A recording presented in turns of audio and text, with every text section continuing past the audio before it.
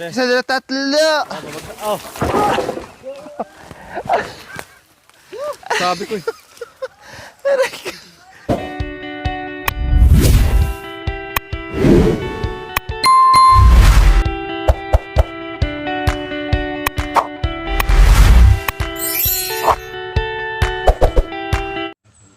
So, ito po mga kabayan, nakita nyo naman, no, nung hindi pa tayo naglagay. Kaya sabi ko maglagay kami ng extension dyan kasi yung mga patungan namin and everything, so nandoon na. Ngayon, bumigay na po talaga mga kabayan. At nakita nyo naman, no, nakatali na lang ng balat ng puno ng saging po mga kabayan. Marupok na talaga siya, no, marupok na talaga.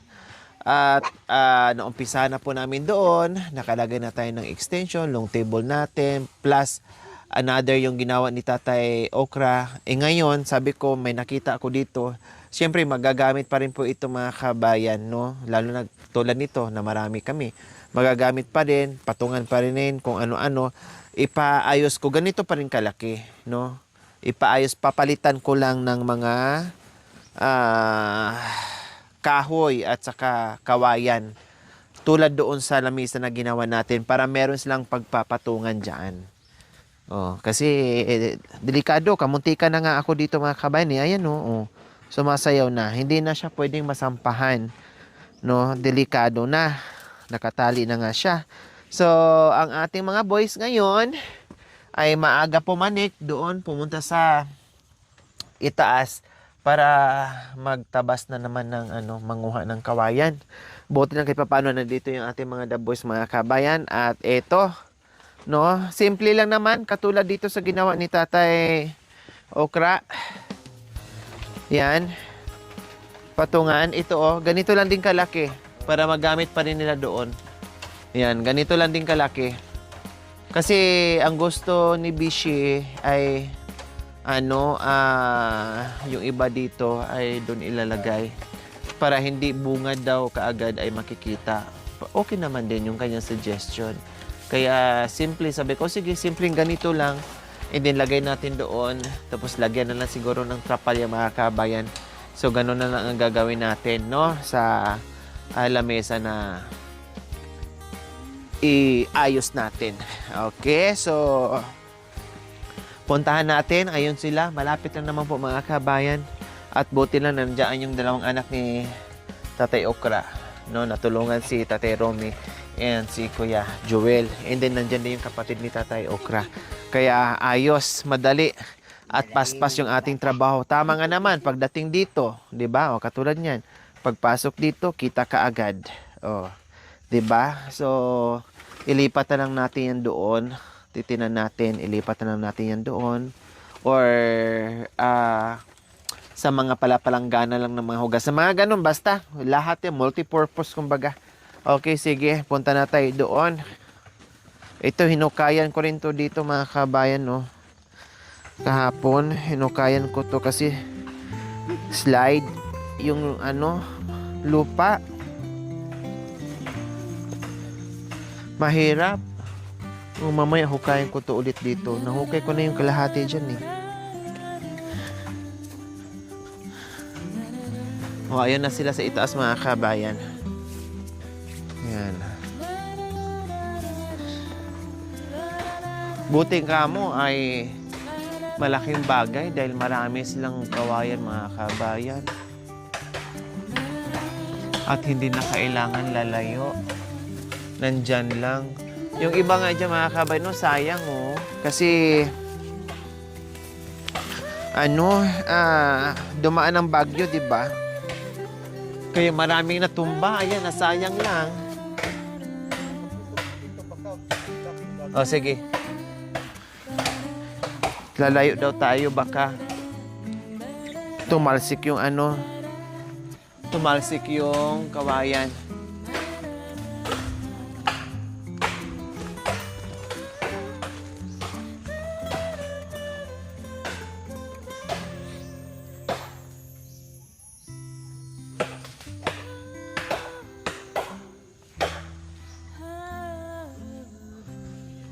Dinala ni Kuya Yatik yung Carmona. Maganda yan eh. Makapal.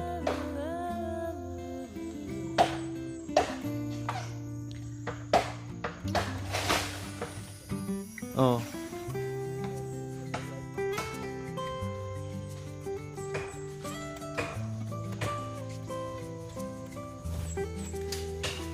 Buti nga hindi matinik siya mga kabayan eh. 'Di ba kasi yung iba masyadong matinik. Yung kawayan talaga.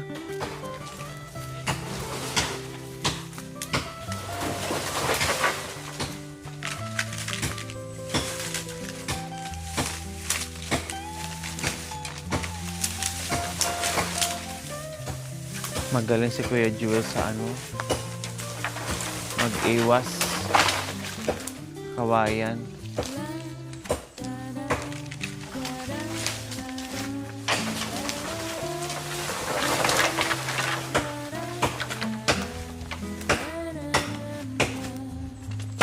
Doon naman, nagputol si Tatay Romy ng pangposte natin. Kasama niya dyan si Kuya Babalik.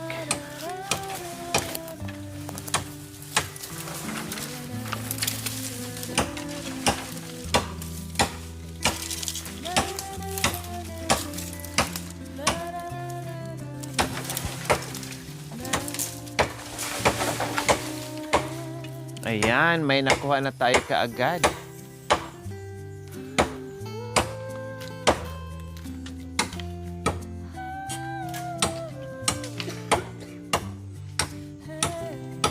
Meron din dito para hindi na kayo mahirapan. Oh.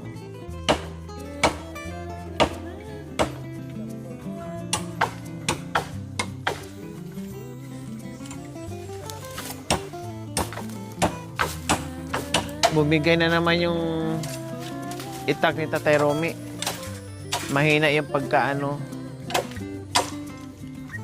pagkagawa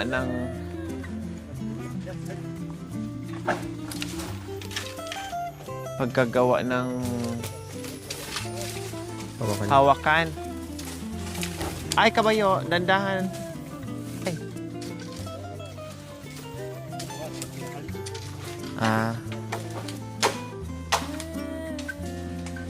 Tansyahin mo na lang, maliit lang naman yung natin. Lamesa natin. Kung gaano yung kaliit kuya, yun lang. Huwag mo nang lakihan. Oo, pwede. Oo, sukatin mo doon. Oo. Para hindi ka na sukatin mo na. Ganun lang din kalaki kuya ha. Ganun lang din kalaki.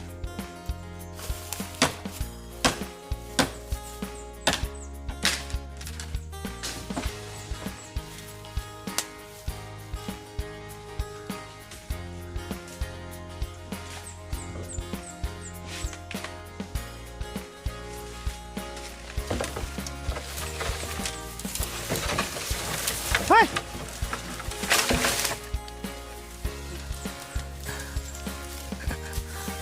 Ikaw talaga.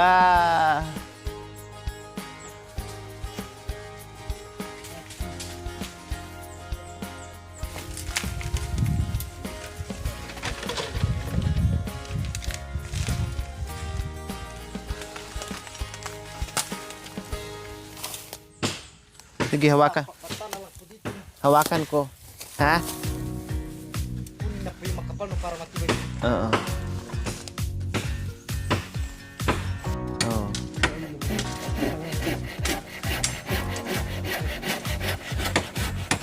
Ano yan gawin mo?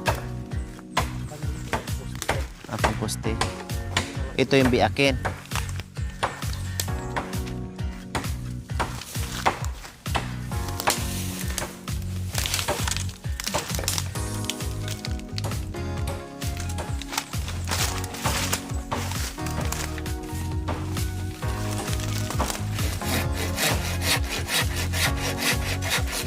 Tayo doon, mayroon tayong kawayan, kaya malayo ne. Sa kanila swerte, malayo.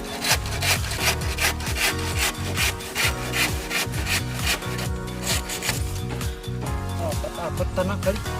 para mas manipis.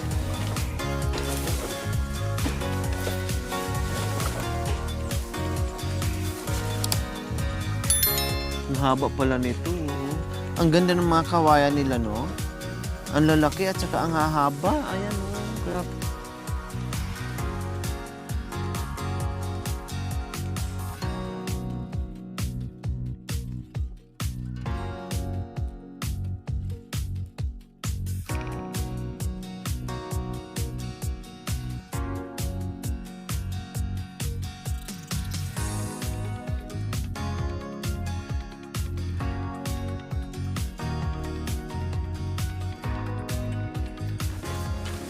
Ang ganda rin may buho.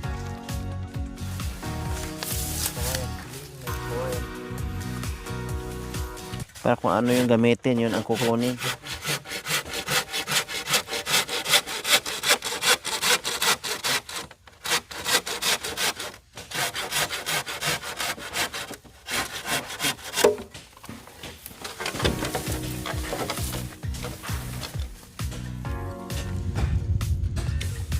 Ang haba ng nila. Ang haba ng mga kawayan. Nakaputol po yung isa pa. Delikado po. Saan?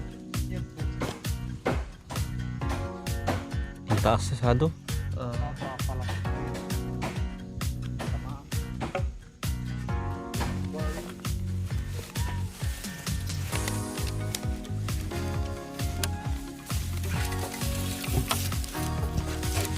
Ay, sorry kuya.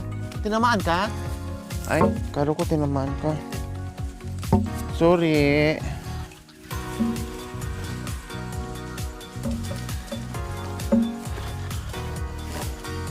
Tatay Okro! Nakakuha na kami ng kawayan.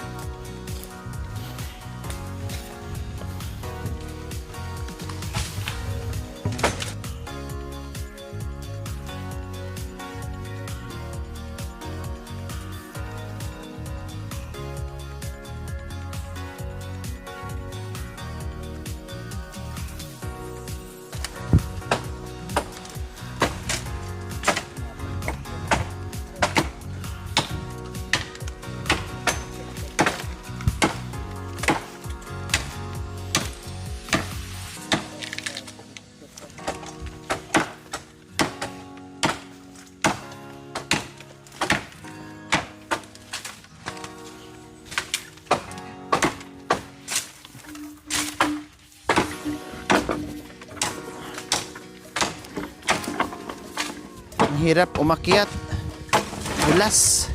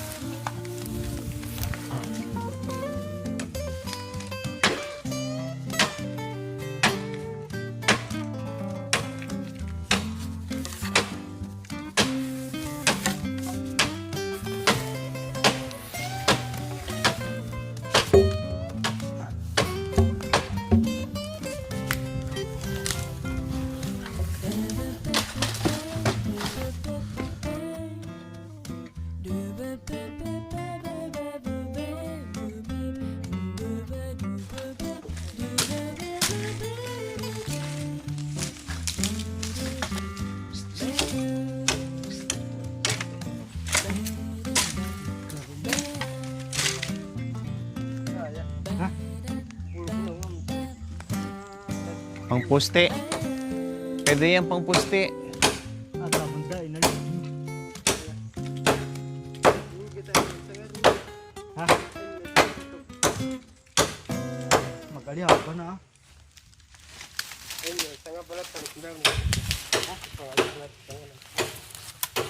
Putulan mo kuya, ang bigat. Ang bigat.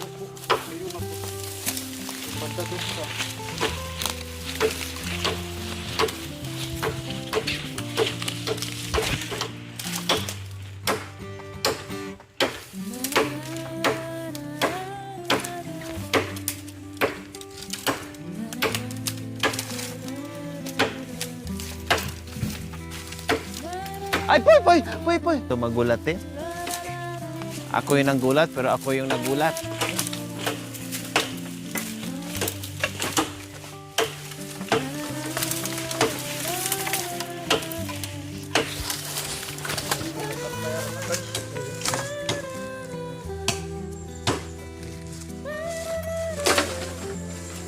Yan te.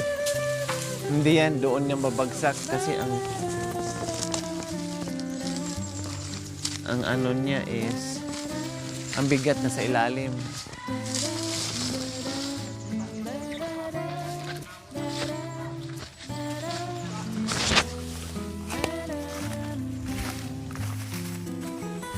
Lakas.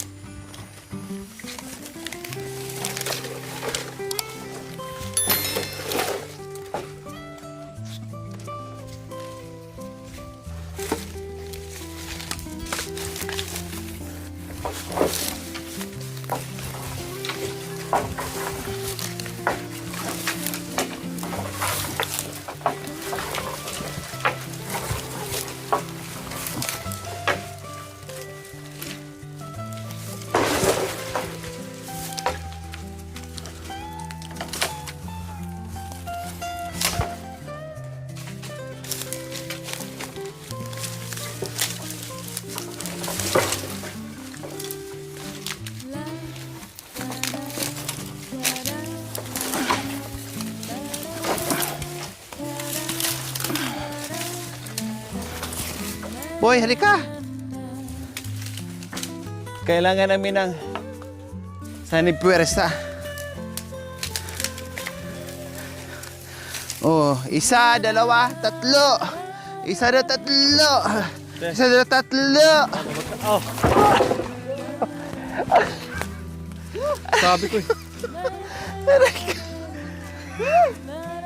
Nasorbrahan sa lakas mga kabayan. Aray ko. Kita ba ito? Ha? Napukpok ka? Saan? Yung buli. Saan ka napukpok? Dito. Antigas po kasi. Ako nga rin, napukpok rin ako sa likod eh. O, tingnan mo yung likod ko. Meron? Meron?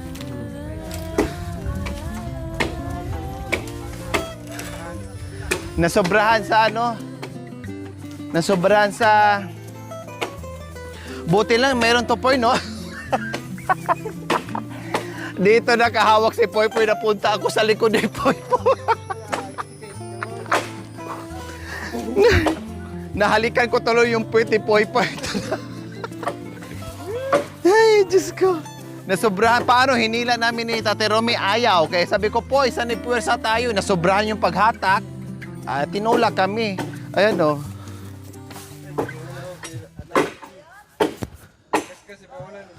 Tapos siya din, ano dito.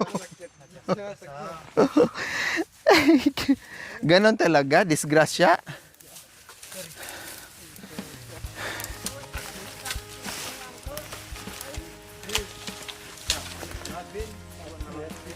Ha? Tatlo naman kami nagsabay-sabay, Mami D. Ano naman ba ang Hindi. gagawin mo? Hindi. Makasalanan mo yan. Ang kasalanan namin naman anak ko Yabin, masipag ka. Ano na naman yung itatayo? Sabay na boy? Mayroon ng upuan na ano pa yun tang putugya nga anak ko eh. Matutulis Tama yan, na muna anak ko. to. Eh ko kwento kaya kayong sunglaw. Ha? Isang truck, sa kanila yung truck. Nagdala ng gulay. Anak ko, ay beto. Hindi komersyante eh. Anak ko, 1974 yata ita kung 1973, ay 75. Anak ko, Naipit, pagdating sa nakaganyan, pagdating ng gwagwa. Nako po. Hinila namin nakasik ayaw. yung mga tao, anak ko. Nagdala ng beto yung truck. Saan dyan? Kasi ganun din. Ay, yung driver, May naputol ka na natasak dyan? daw, ay, alika. Oh. Kalahin ba yung beto matutulis? Ay, Ikaw kasi. Mahapdi, Mami D. Anto di, anak ko kayo doon, dapong pinakungkan ay ito. Ay, anak ko, ano ba yan? Lagyan mo ng ano yung... Saringay. Oo, Kapag bay tamang kapag ko saringay. para matanggal yung hapdi. Anak ko, ang sipag mo. Si Pupoy. Yan yung ano. Si Popoy nga, parang siyang butike, nakaganyan. Nakaganyan ako napunta sa puwet ni Po. Ang bango pala ng puwet mo, Poy. Nasobsob ako sa puwet ni Popoy eh.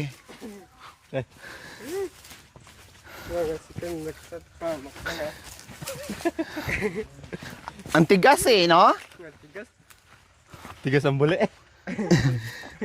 Hindi nagulat yung Tay. Ha? hindi nagulat yung Na ano, nasugatan. nasugatan. Oo, oo. Kaya tiba na nakuha niya. Ada kuro pa. Hindi ko kaya na-chepat man. Tay. Hindi yung baru mo. Kaya niya na-anti. Tatlo kasi kami nag-ano, hila eh. Tatlo kayo ba nun? Si Popoy, buti nga, nakaganyan siya. Nagaganyan. Ako naman, napunta sa puwet. Ate naman, ha? Oh, yun. Kasi mabigat na kasi, hinatak niting ganyan.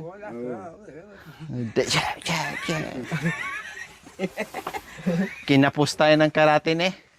Ganun usan. Kaya nga eh, kinapos. Natumba. Hindi kinaya. May sikan ni kaway ra. May sikan yung kaway. Mabagsik ni. Hindi kasi ano eh. Ganun mo sikan ng kawayan. Hindi kakayanin kasi ni Tatay Romil eh. Ni Tatay Romil lang. Eh, dalawa na kami. Hindi rin kakayanin. Kaya tinawag ko na si Poy Poy. Thank you for watching. Don't forget to like, share, and subscribe.